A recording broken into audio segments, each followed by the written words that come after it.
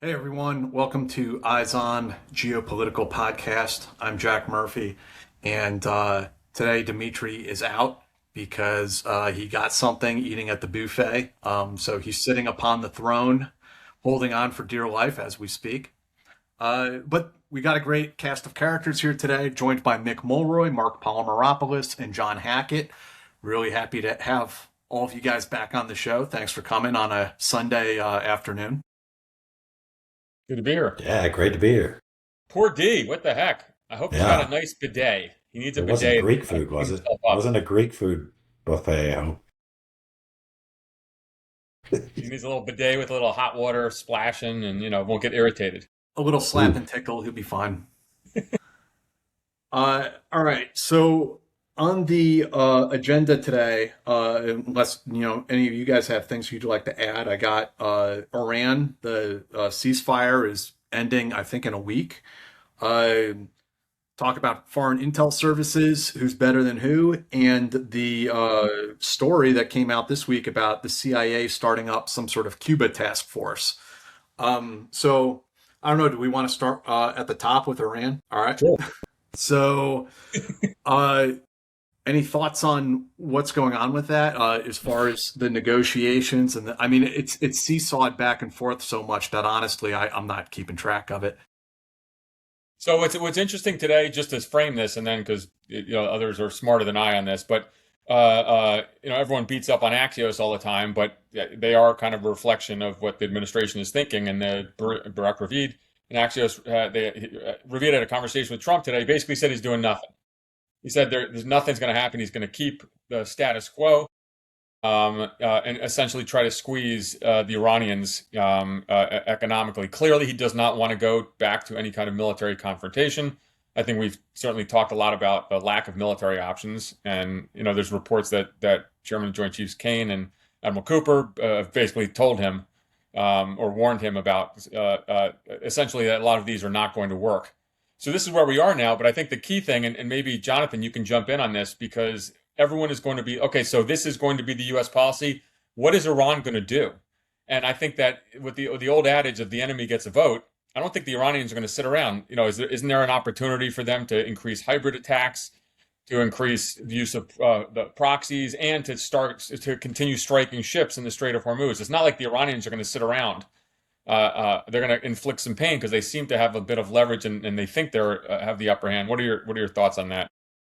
Yeah, you're absolutely right. And I think they're already doing that because we see in Yemen just yesterday, the Houthis launched what they called a retaliation attack against the Saudis because the Saudis had launched they actually put a drone into Yemeni airspace. But the Houthis, I think, are kind of testing the perimeter to see how much they can actually do in a future movement, to see what kind of air defenses are up right now, what kind of counter UAS platforms are available, how would the Saudis respond. It looks like a little bit of perimeter testing, kind of like touching around the edges there that they're doing. And we also see the Iraqi side. There's some Iraqi Shia militia groups that are doing some preparations and some kind of early stage movements that are outside their baseline. I wouldn't be surprised if these were kind of being organized to possibly be used, but maybe not necessarily be used. But it's kind of how we think about positioning forces. We want to have guys there in case we need them. And I think that's what we see moving right now is that Iran is looking at, well, what happens if Trump decides to do something before the election or right after the election? We need to have forces ready already there that can be activated quickly without much assembly required. But then on the domestic front, you've got cracks in the regime. So you have people in the regime that really want this war to continue. You have people in the regime that want to do domestic oppression as the number one priority. And you also have this kind of what could be relatively described as dovish folks in the regime, which, to the rest of the world, they are not doves, but compared to the hardliners like Pezeshkian, the president, clashing with the Supreme National Security Council, which is the strategy setting body that's directly subordinate to the Ayatollah. They don't agree on how this is supposed to be going. Pezeshkian's folks, the people that are actually like Ghalibaf going to these negotiations, are trying to get a diplomatic outcome. We've seen General Kane also on the U.S. side recommending a diplomatic off-ramp as probably the best way out. So both sides have this kind of diplomatic off-ramp option that they're floating on their own respective sides with different conditions for what that means. But then also there are hawks as well on both sides who are saying, no, we're not going to be doing diplomatic activity. We're going to be doing military activity or something else that's not diplomatic. Perhaps economic is the other major option. So it's important to watch inside Iran what's going on with the regime, because that's what's going to help us understand what are the actual potential outcomes here. I was on another news channel recently and I was asked that question, like what about this thing that Dan Kane said? He said that there should be a diplomatic off-ramp. And, really that's our chairman of the Joint Chiefs making a military advisor's recommendation to a policymaker, which is the executive. Whereas, Kane can't set military policy. He can recommend what to do and the president listens. And it's a very similar structure in Iran, not the same titles, but similar with the Supreme National Security Council. You've got this policy setting body. Then you have others who are saying, no, we should do X, we should do Y, we should do Z. And the policy making body is ignoring that. Or members within the party are doing their own kind of side quests in the Red Sea, for example, with the Houthis. And there's some untanglement going on there where we in the West look at it as a monolith, and it's not. It's actually different actors with different objectives. Some of them are domestic objectives that have nothing to do with foreign policy, that they think they need to do the Houthi activation versus a Hashd Shabi, which is a popular mobilization forces reaction, or nothing, and just open the straits up. One thing they all have in common is that they understand the straits are now the most important thing in this negotiation. They will not let go of it. I was going to say, John, when we talk about the status quo today, it's different than the status quo a year ago or even 6 months ago. And it seems that the Iranians are pretty dead set on militarizing and controlling the Straits of Hormuz, which gives them military control over the Persian Gulf.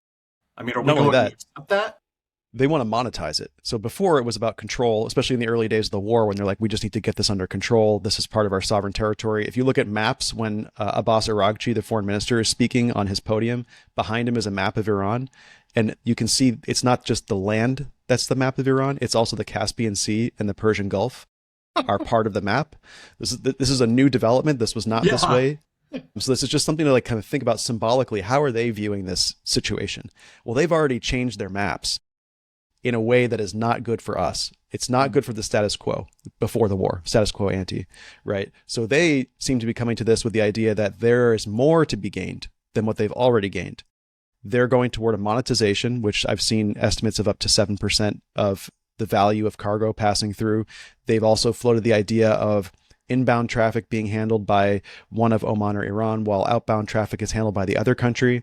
They've set up these kind of zones, and they're kind of like creating a situation where it's going to be a fait accompli, where it's already happening and has been happening and cannot be dismantled. And it seems that they're stalling, some of them, in the negotiations to allow these structures to be built up so that when months from now, the U.S. finally comes to a decision that, actually, we're going to open the straits again. Well, it's going to be a lot tougher then than it is now, and than it was obviously 2 months before. Hey, can I ask Mick a question here? Because I've been thinking of Mick. I'm serious. I know you've been traveling about, but I've been thinking about you because I am now, even though I am the Greek, you're kind of the Greek, who kind of wants to be a Greek a little bit. You got your Greek, but you have gotten me into this. All the Stoicism writing. Yeah. One holiday book. I've been obsessing over this. He's a friend of mine. I've been reading it relentlessly. And so here's what I wanted to ask you. And it does pertain to the current situation now, because again, you wonder, and this has to do with how the U.S. military is poised right now, and all the notion of shortages of precision weapons. It's something that we did at CIA. We actually practiced a lot of the Stoic traits in a simple operational meeting. You plan for the worst and you work backwards. That's there's the postmortem, then there's the premortem. That's an element of Stoicism. See, I'm getting into all this stuff. That's good. Good job, Mark. And so that's what we did all the time, because when you plan for an ops meeting, okay, what can go wrong? That's what you do all the time. What are the scenarios? So for the U.S. military with Iran, I still don't understand. And your previous job as a senior civilian official at DoD is perfect. How did we not do that? How did we not look at scenarios? Okay, because the scenario would be a long drawn out conflict, period. And then we plan from that. Yet we are we have a shortage of precision weapons. It's something that I'm scratching my head, and I've gone back to the theme before we've talked about, and I will never denigrate the men and women in the U.S. military, but the leadership at the Pentagon, I am kind of, even the uniform leadership, how did Dan Kane and Admiral Cooper and others not conduct this type of stoic planning, in the sense of not planning for the worst and then working backwards? What are your thoughts on that? I've been excited all week to ask you this question. All right. So I just got back from DC literally an hour and a half ago. I landed, right? So I was there in part to have discussions on this. Were you part of that group that was asked to chat? CNN reported that there's a whole bunch of military analysts who were asked for their opinion. Maybe you I were was right in DC. Yeah, I was in DC, and I had many discussions on this very topic. By the way, so the obstacle is a way. It comes from a quote by Aurelius, which is, "What stands in the way is the way." Right. And that kind of became the ethos for how to train Western militaries. To be frank, that's what I love this stuff. I saw the Odyssey twice. There's a lot of Stoic principles. Oh, yeah. We could have a whole podcast on the Odyssey for sure. Jack is shaking his head right now. Where's this gone? Sorry. Go ahead. That's my next podcast. I'll be talking about that. But for this, and I'll get to your question. I mean, this isn't just an issue of this administration, right? So we've been, think about this. This is a regional conflict with a mediocre military, and we're almost out of Schlitz. So that's not, how? They're talking about the deputy SecDef now like it's his fault. Right. That would have been the case no matter what, because we don't always get to pick when we go to war. We could have just gone to war. So this isn't a partisan issue. This could have been Biden. This could have been Trump. This could have been Obama. This could have been right. So it would have been everybody. So I think, let's dispense of the finger pointing when it comes to political, but finger pointing when it comes to USA. This is not sustainable. And now, and in addition to the ability to keep up with like defensive interceptors, PAC-3s, THAADs, etc. And I think we've used about 80% of the THAADs. I don't know that specifically, but that's what's being reported, not from my conversation. We need to adjust quickly. And at the same time, we have a massive evolution in modern warfare, which is a low-cost, extraordinarily lethal alternatives to these really expensive, very lethal conventional weapons that we've always had. So this is an issue we have to address. It's actually not the uniform military's fault, to be frank. I mean, I'm biased, but this is policy, man. This is policy. It's not like you're asking generals, do you not want more weapons? Do you not want low-cost alternatives? This is policy. It's political people decide where and how they're going to make these weapon systems. It becomes ingrained in the actual political system. So it's a much broader conversation, but we got to have it because we got to change it. That's my take. It's simply everybody should see this. I think Mark is either meditating or what's going on there? I know. Somebody turned him off. Oh, there he's back. He's back. Okay. Yeah. So some of the stuff I could throw out there that might be good discussion points. You've already touched on some of it. Iran's completely emboldened, right? Their demands are going up. Okay, they're not going down. They're going up. I mean, every time they don't believe the United States is willing to use, the force necessary to open the straits and then keep it open, right? Because one thing to force it open, next thing to keep it open, right? They don't believe we want to escalate, in part because of the lack of precision munitions and defensive interceptors and the political fallout of an unpopular war being less popular. So every time you hear the negotiators talk about their new requirements, it goes up, right? So complete reconstruction, 7%, like Jonathan said. So somebody told me 7%, just energy alone would be about $50 billion a year that they would get from the normal flow. If you added everything into it, which is all the, stuff that goes into food production and all that stuff, it gets close to $100 billion in revenue for the regime. Think about that, $100 billion. And who's paying it? Everybody. It's not the United States, it's everybody around the world. So it's not a tax on the world. That, I think, should wake the world up to say, hey, wait, that's unacceptable to us because my people are going to pay more. I know I push it a lot, but we got to get an international coalition here because this is something that the world should find unacceptable because right now, that's the way it's going. Unless something deviates from that, they own the strait. I know we don't like to say that, but I mean, clearly, it's normal like 110 ships that go through a day. What are we at? 4, 6? Which means it's closed. So we got to do something to change that. And then you have what looks like somewhat of not that it was always unified, but the GCC seems to be falling apart, right? You got Saudi going with Turkey and Pakistan. You've got the Emiratis with the Bahrainis, kind of like let's go ahead and finish the job. And you've got who's left? Qataris and other countries that are kind of like, holy crap, this is, and Omanis, right? Are kind of like, holy crap, right in the middle of this stuff.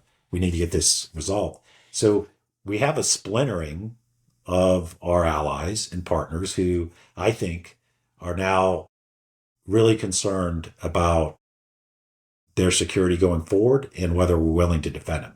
Because we are, I think, pulling forces out of a lot of those countries and putting them further away, like in Jordan and Israel. Makes sense from a force protection perspective, but why did these countries host our military before? Wasn't so that when the war started that we would leave, right? So these are all challenges. So you got the GCC question. Then you've got, and I'd throw on your list, Jack. Netanyahu just came out and rejected the Board of Peace's 15-point plan. Like, he just said no. And he said sometimes you got to tell your best friends, essentially, hell no. Right? So the announcement we made about Hamas disarming and the IDF withdrawing, it's not going to happen. IDF doesn't think they're going to disarm. They probably have no way to actually tell if they've disarmed. And so they just came out, they have elections, I know you guys know, in October. And so that issue, which we didn't have resolved, but at least it was going in the right direction, we thought, is not, right? And that's all tied together, right? These are all proxies. So how do we get out of it? I mean, I guess I throw it back to everybody else, but we're in a situation where the United States, I don't think, can accept a closed trade. It has to go back to the original. We can't pay for it. Maybe we can agree to end the naval blockade. That's fair. But we can't be paying $300 billion for reconstructing a country that we attacked. The country that pays the reconstruction lost. Just saying. Like, that can't be the case. So, and we got to do something with the nuclear program. They're obviously not interested in a new nuclear agreement. I wish they were. So we're going to have to plan on a continuous mitigation of the threat. It's the best way I can put it, which means we're going to have to keep striking facilities that we think are active. So the war is not going to end, right? If you think of it that way. So we're in a situation that's, and to your point, I mean, did we plan this out? Doesn't look like it.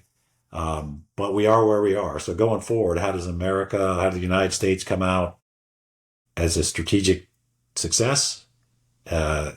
It's going to take a lot of effort. Don't you think there's an after action piece of this too, in which, aren't we supposed to fight two wars at once? Wasn't that the DoD strategy? Yes.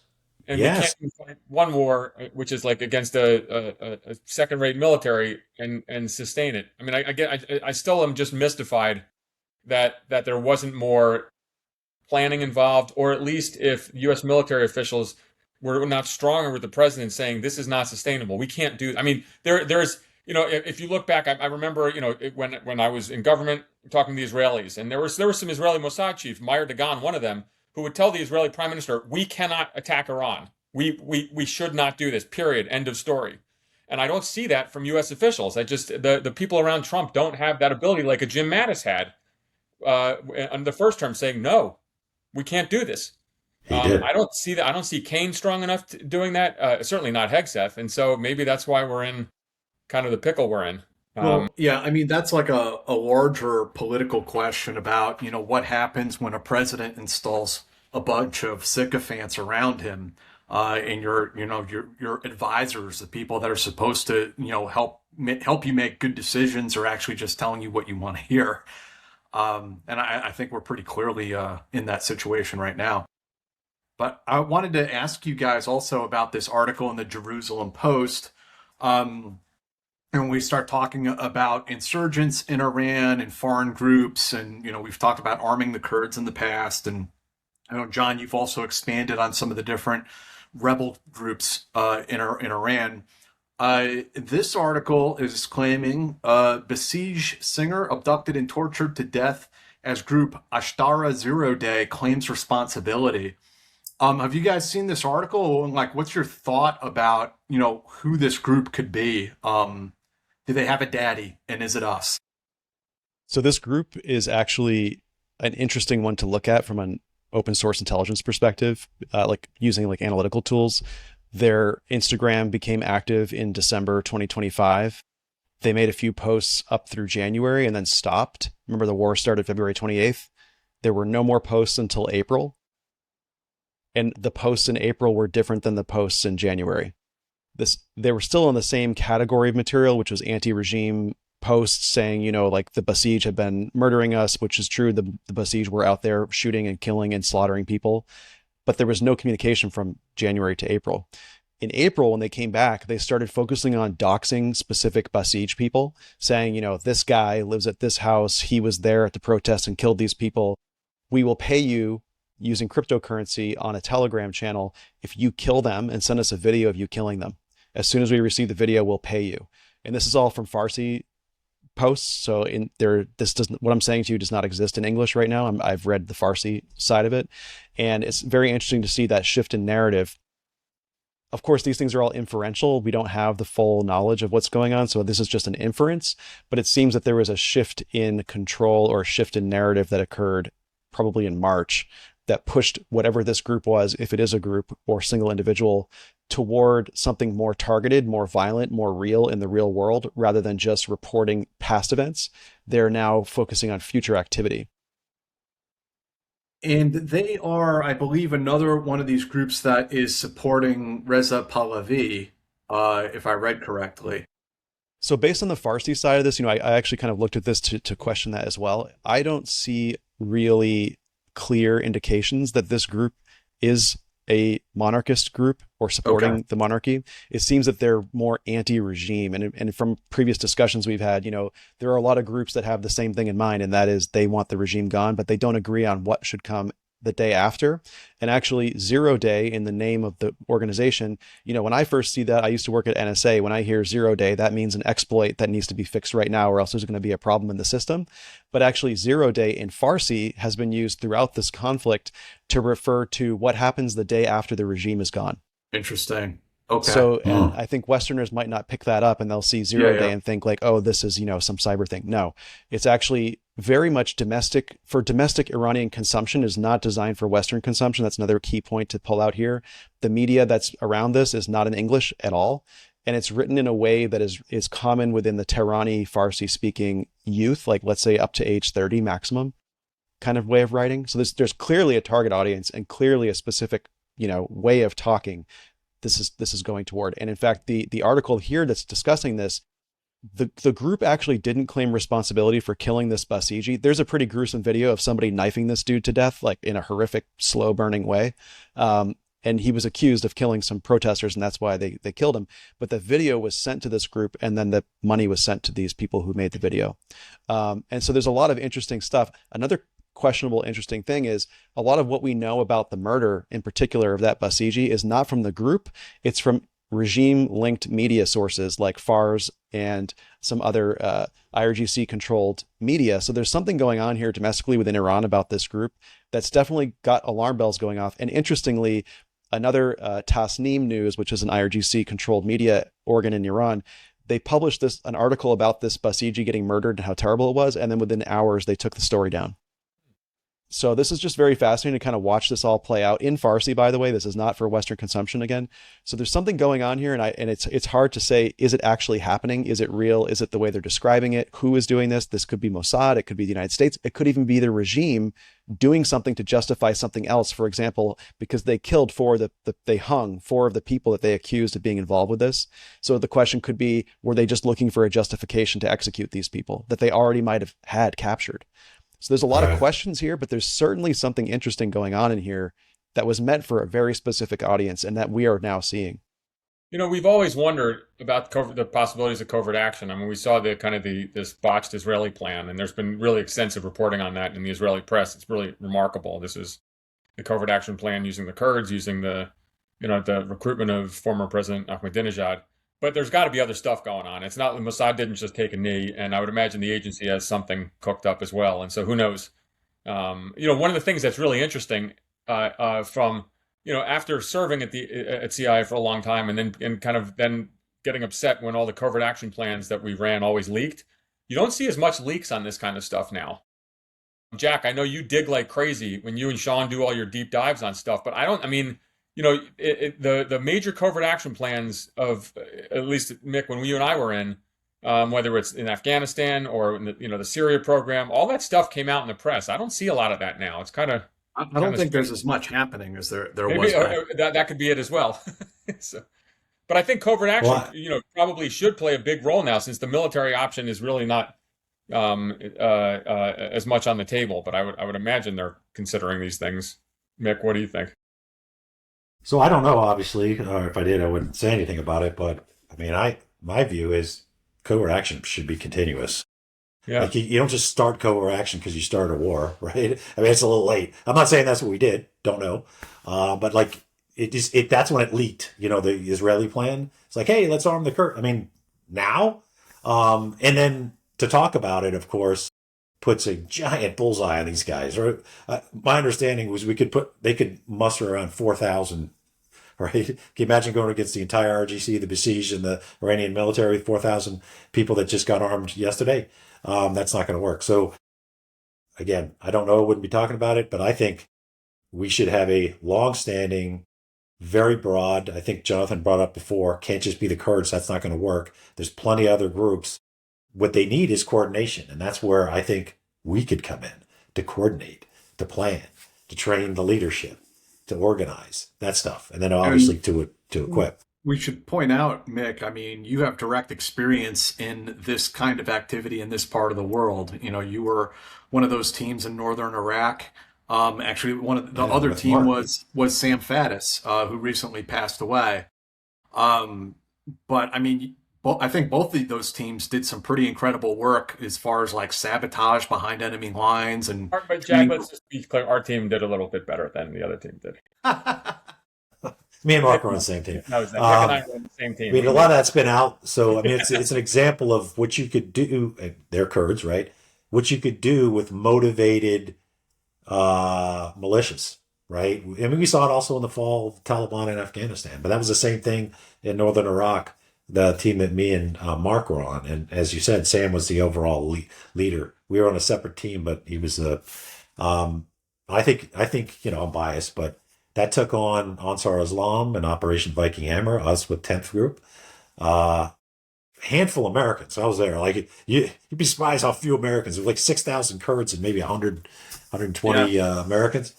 And then we became the Northern Front, right? Because the Turks wouldn't let the 4th Infantry Division in, and we had to go to the Kurds and say, congratulations, it's just you and us, right? I remember when we had to say that. It was a little rough. But, I mean, that shows how highly motivated and trained groups like the Kurds can do, and they were going against, the Republican Guard. This is a conventional army. It had tanks, armored personnel carriers, artillery. The Kurds had, Hiluxes with, Dishkas and PKMs on the back. They did have our air support, right? But we also, and I did an academic paper actually with General Tovo. At the time was Lieutenant Colonel Tovo, retired as Lieutenant General Tovo, to talk about how the U.S. military and the agency needs to maintain the capability to work together to do things like that. Like that should be part of, special operations officers, be they in the agency or in the military, career progression when it comes to their skill sets, right? Because whenever we go to war, we kind of figure it out and then we kind of separate and go our separate ways. But anyway, I'm digressing a bit. But to your point, Jack, this can be done. There is examples of how it's been done well, but it has to be organized, coordinated, maintained. It needs to be a long-term strategy. And I think a lot of CIA people, I think Mark would agree with me, what the CIA doesn't want to see is this isn't working. We can't figure it out. Diplomacy's failed. We don't want to use the military. Here you go, dudes. And then we're like, oh, crap. Because, you don't want to get it handed to you when it's already, a dumpster fire. So it needs to be coordinated in line with diplomatic efforts, economic efforts, military efforts. But in my view, it should be continuous. I just want to point out this book real quick. This is another good one, Mark Gerdovic, who I believe he was Colonel Tovo's S3 during the campaign. I have that book. Yeah, this one's very good.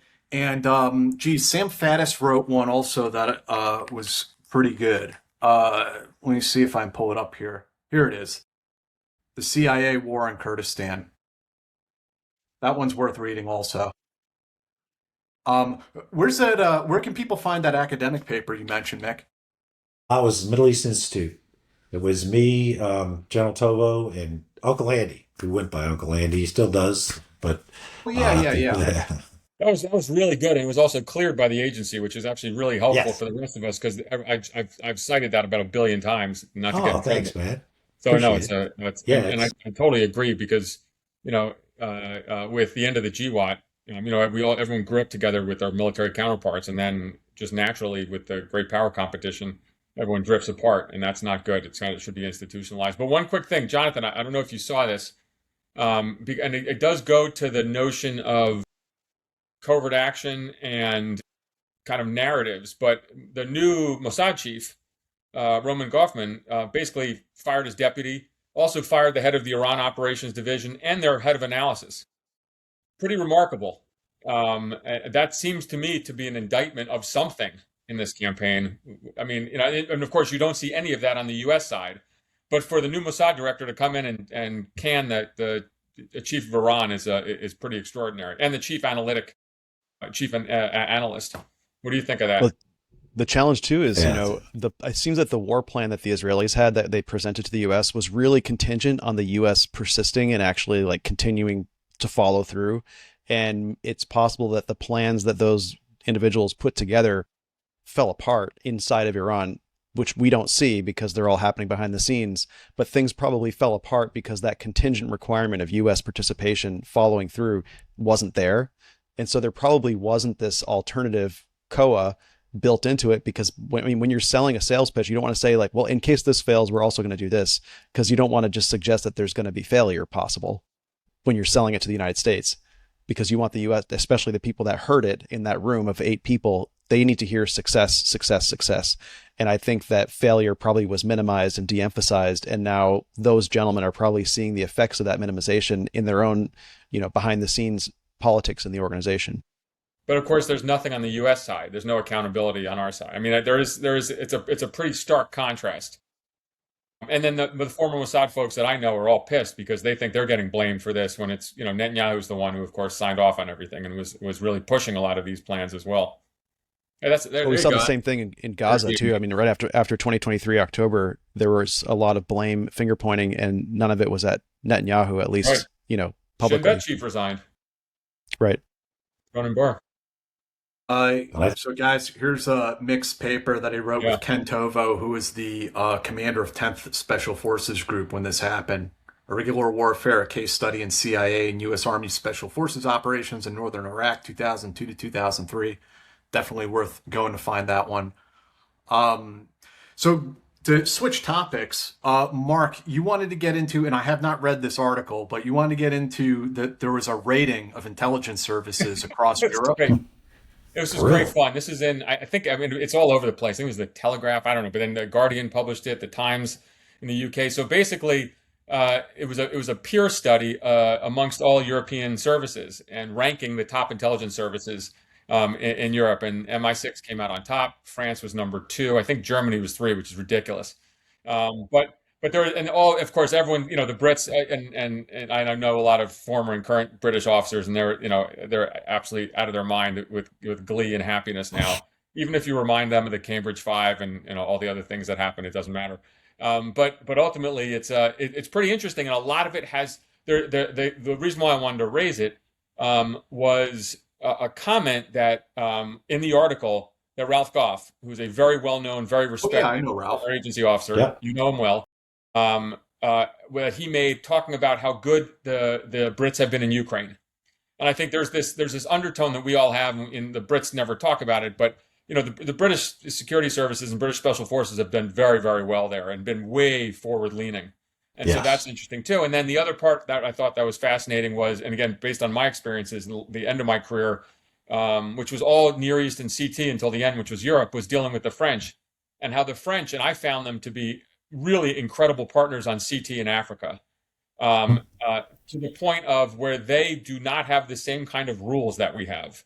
And in fact, in this article that I was reading in the British press, they said, yeah, that a British intelligence officer said, yeah, that the French are savages. They basically there was a list of 40 or 50 ISIS and Al Qaeda targets that they just went and killed them all, assassinated them all. So it's just interesting to kind of look at our allies across the pond and this didn't get a lot of play in the U.S., but it certainly within the intelligence world, this kind of ranking, which was peer ranked. It's not a newspaper journalist doing it. They really did they somehow did some kind of poll of intel officers. The other part of it, just one quick thing, is it didn't. I think that there are really good services like the polls, who have done incredible, just ground crazy shit for us over the years. Anyhow, so these are the allies, by the way, Mick, that you want to have help us. Of course, I want to as well. So does Jonathan. So does Jack in Iran. They're really good if they're on our side. That's the kind of the key part of this. The DGSE is much more aggressive than people realize, I think. I mean, so is the French Special Forces. Like, I actually heard they have done something like 25 military freefall insertions into West Africa over the last 5 or 6 years, doing ops. And during the whole ISIS years, the French Special Forces guys in Iraq, and I believe in Syria too, part of TF Hydra, they were deployed there with the express mission of assassinating French citizens that had joined ISIS. Do not let these guys come back home. Yeah. That is not to happen. Isn't it DGSE SA? Isn't that the moniker? Yeah. I've worked with them. Right. They're kind of like special activities center. Shock. Yeah, they're good. I mean, I think one thing that is a positive is the intelligence services tend to work together regardless of, what the overall relationship is between the countries. That politically it goes up and down, and the intelligence services unless it's like CIA and SVR, there are some limits on how well you guys will play together. Yes. No, I meant among allies. We could have issues with France and Spain and But I don't know that it got out there, but we helped DGSA with one of their issues, and I think after that, and it was to recover somebody who was kidnapped. The relationships just got really tight. Oh, you're talking about when Walton got kidnapped. Yeah, I don't the even French know helped us out a lot with that. Oh, I'm talking. We helped them with one of their guys. But, with one of the French citizens. Yeah, makes sense too. French guys, French DGSE, and it just got really, really tight after that. I think they were always doing good stuff, but then we just started hearing more about it after that. And the Brits, I mean, just like you, Jack, I'm an Irish American, so I can't go too far on this, but I've worked with them many times in there. I actually had one come over to my house and said, "So you got an Irish pub and a boxing gym? Because you're just a freaking walking stereotype, aren't you?" I'm like, "Yeah, what do you expect?" He came to my pub all the time, by the way. But they are good. They can do good things when they want to, and I think we shouldn't take our relationship with all these countries for granted. As Mark points out, the Polish Agencja Wywiadu, I believe is the name of the AW, their intelligence service, does some incredible stuff. And then another one is the Belgians, AVID. That's another one of those. I think you're talking the Dutch. Are they the Dutch? Yeah, thank you. They're outstanding. That should be they punch above their weight class. Yeah. How about you, John? Did you have any partners that you worked with that you were particularly impressed by?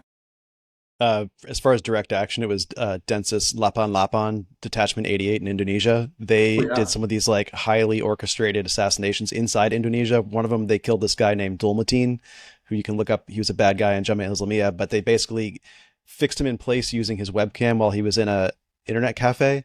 And then from behind the buildings, a couple streets back, they shot through and shot him in the back of the head right over in front of the camera and used that as the fix and finish component of the operation. It was really well done. This is a long time ago too, before F3 AAD was so popularized. Highly good at it, I would just say. They did one of those ops where, was it a guy that was a JI guy that was in prison for killing one of their dudes, and they went and raided the prison and shot the guy through the bars in the cell? Yeah. They would do stuff like that all the time. And they did it in Sulawesi. Man. Yeah, they killed the leader of MIT, which is another splinter group of Jamaah Islamiyah, by going through a village and just shooting people on their way to him, without discriminating, and just going toward until they finally got him. And he's dead, but so are 25 other people from the village. Jesus. Well, Mark, before I know you got to get going in like maybe 10 minutes, I want to make sure that we touch on this report that the CIA has opened some sort of Cuba task force. Yeah.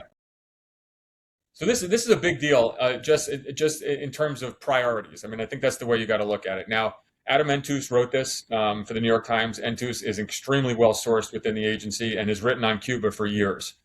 So I would tend to believe it. And then the Miami Herald picked it up as well, and they're of course are well sourced on Cuba, just from their proximity and the Cuban American community in South Florida.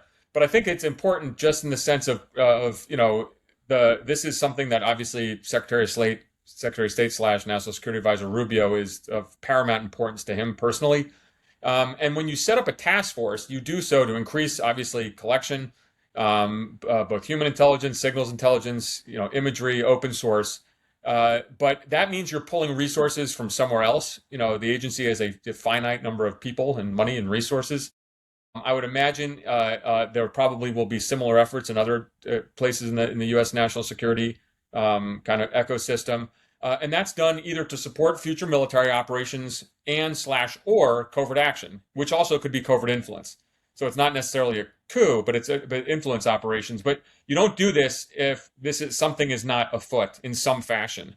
I mean, didn't this already kind of exist under like what is it called, the Western Hemisphere Mission Center? Yeah, but not a task force of this nature. So yeah, I mean, there's the Cuba Ops Group, but not an actual task force where you bring in this now becomes all source. There's analysts who are brought in. I mean, it's a thing. They're going to pull people from it. They're also going to pull people from Mick's old world. I mean, this just doesn't happen because, and at least that's what the article said. And one can wonder, is the administration really going to jump into another foreign adventure? But it's certainly that's something that is it's raised in priority. And in the article, it said that this has been raised in what the national security world is called the NIPIF, the National Intelligence Priorities Framework. This is on the first tier. That matters. Again, that's where money and resources go. Final piece on this is in all of my contacts, and Jack, you and I have talked Cuba before because of the whole Havana syndrome issue. I have a ton of contacts in the Cuban American community, including some great, wonderful kind of the Cuban exile groups. They will not settle for a Venezuela type operation. They want full regime. Oh, I know. They said that they consider the Venezuela thing to be a failure. And they're very skeptical of, or not so skeptical, but they're going to hold Rubio to task on this. So the idea of doing a Venezuela, some kind of like light type operation, I don't know. So it just gives you kind of, you think about signal versus noise. This is signal. This is not noise. A task force is a task force. I would add, I mean, I don't know if the story's accurate, but it sounds like it is. I would add that this is actually consistent with our national security strategy and defense strategy. Remember we used to talk about, we were going to ship to the Western Hemisphere. I'm not saying I agree with it, but it is what it is. You're supposed to, you make strategy for a reason. And then, of course, went to war in the Middle East. But if you look at as consistency and what we said we were going to do and put our resources toward, it has some validity there, put it that way. And I agree with Mark. I think a lot of people that are focused on this region, the Western Hemisphere, don't want to just see a repeat of Venezuela. Essentially, just remove the head, and as you guys know, the problem still exists and could go back, depending on the interest or lack of interest by the United States. But I don't know what that necessarily means for Cuba. Something interesting I saw was some satellite imagery today. There's 4 different locations inside of Cuba they were just farmland. And now they have a bunch of Chinese solar panels that have been installed. And of course, obviously, there's rolling blackouts and consistent blackouts in Cuba right now, a lot of energy constraints. And it seems that, I don't know who in China is providing this stuff, but a lot of things from China don't usually happen without Chinese permission, government permission. So it's just kind of interesting to see this showing up behind a blockade inside of a completely sanctioned country, that now you have these brand new solar panel farms built. Yeah. That could mitigate it. How do you guys, I guess, I don't know, how much you came across it, Mark, but, how would you assess the CIA's penetration of Cuba? Because my impression is that all the sources, that we have on the books are double agents, that DGI has kind of ran circles around us for many years. Well, the record ain't good. I mean, Yeah. it's incredible. I mean, Cuba has been a country that has had astounding success against us. There's very senior former U.S. intelligence officers who were Cuban agents. An Um, ambassador. Ambassador who is a Cuban agent. I mean, it's pretty stunning. Cuba obviously it's a denied area. If you're serving at the U.S. Embassy in Havana, the CIA station was closed for a while. It then reopened. Now, of course, one of the and so there is that notion of are the Cubans still that formidable an adversary? Now, some argue that because of the economic kind of deterioration, is that actually the Cuban intelligence services have really suffered because of that. So that's certainly possible. One thing that was wild is that you had not only John Ratcliffe, other CIA officials actually visited Cuba recently, openly Yeah. for Yeah. discussions with their Cuban counterparts. So there's kind of this interesting game being played. But Jack, I think that it's a very good question, because when you talk about increasing collection, the past collection, at least on the human side, was very suspect now, because there were so many doubles. Now, has that changed? I'm not entirely sure. And I think that more than likely there's some validity to the notion of the Cuba's been so battered economically that, and again, their patrons have been, Exactly. Russia. Also the Russians too. And so, are they as formidable an adversary? But that we shall see. Let's see what we end up doing. I don't think we should shirk from that, just because there's been so much, failure in the past in terms of on the human side. But you also can't, there can't be any hubris. We have to have some humility in that we are dealing with a competent service. Yeah. I mean, we've kind of fucked that one a few times in the past already. Yeah. I mean, when you talk about the ambassador, the national intelligence officer for Cuba, like there was serious major, the DIA's top analyst on Cuba was a spy for Cuba. That's astounding. Yeah, we'd be proud of that if it was reversed, especially against a superpower. The interesting thing about DGI, as I understand it, is that they get ideological recruitments, which we very rarely get, as I understand it. Like CIA doesn't get a lot of ideological recruitments in that Used sense. to. Like during the Cold War. Yeah, you think that's like a Cold War dynamic, Mick?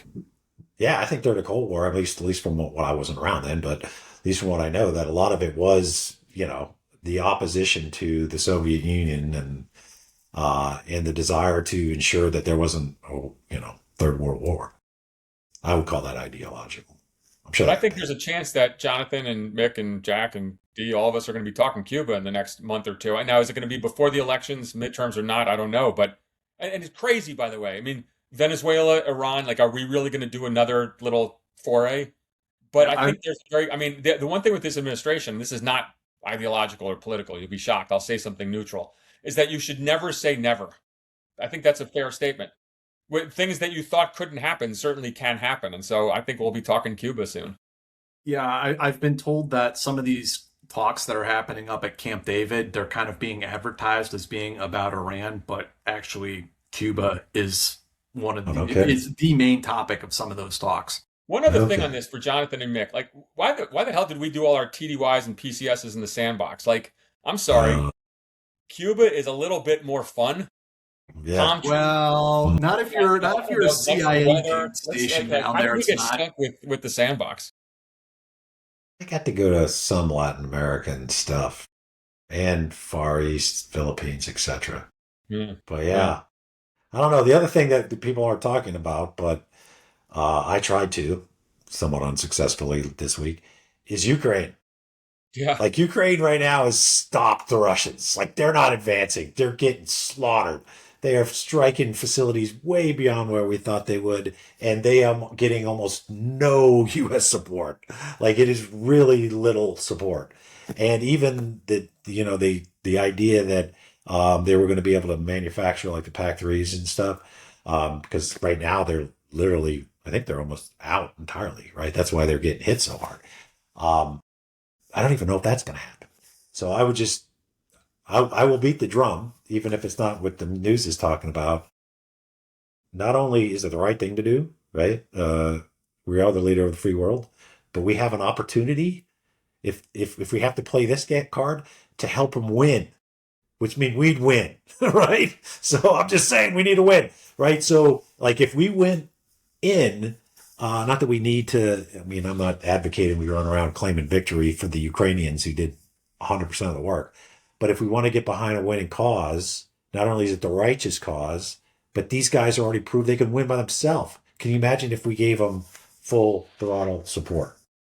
So I'm just going to. By the way, the Russians just tried to blow up several Ukrainian airplanes in Germany. I saw that. This is a terrorist state. This is insane. Terrorist state. Yeah. They just target apartment buildings, kill Right. women, children, old people. They don't even hide it. I'm with you. And it'll never win that way. All it does is make the Ukrainians less likely to ever concede. It's not even a winning strategy. It's just murder.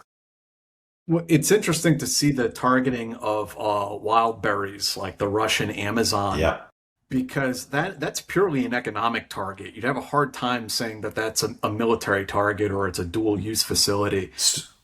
But it is having a psychological impact on the Russians as they can't get their deliveries. Well, apparently there's so little support for the troops in the front lines that families buy stuff from Wildberry to send to them. Yeah. They buy helmets. I mean, all the stuff that's not lethal. Boots and, but like they don't have a body armor. I mean, these guys have like a 1 week life expectancy. If it's your kid, you're buying it. Apparently it comes, they ship a lot of this food, body armor, helmets, all the stuff that you need, but isn't the lethal stuff. Anything else, guys, before we wrap up here today? Jon is the author of Iran's Shadow Weapons. You can go and find that book right now. Mick Mulroy with the Lobo Institute. Where can people find the Lobo Institute, Mick? We got a website, loboinstitute.org. And of course, we're out here in Whitefish. If you're interested in the Whitefish Security Summit, there's a link to it. We're going to get all you guys out here for that. He is going to get my bear. Yeah. And Mr. Polymeropoulos, you have a book out too, don't you? It's been out for a couple of years, Clarity in Crisis. And if anyone wants to see me yapping away, I'm on TV a lot in the morning. I'll be on 5 a.m. tomorrow, suffering. God bless better you than me, bro. Too. Yep. 6 a.m. 6 a.m. 6 a.m. Well, thank you guys for joining us today, and we'll see all of you next time. Thanks, guys. Take care. Hello, everyone. If you're hearing this, you are not a member of the Patreon.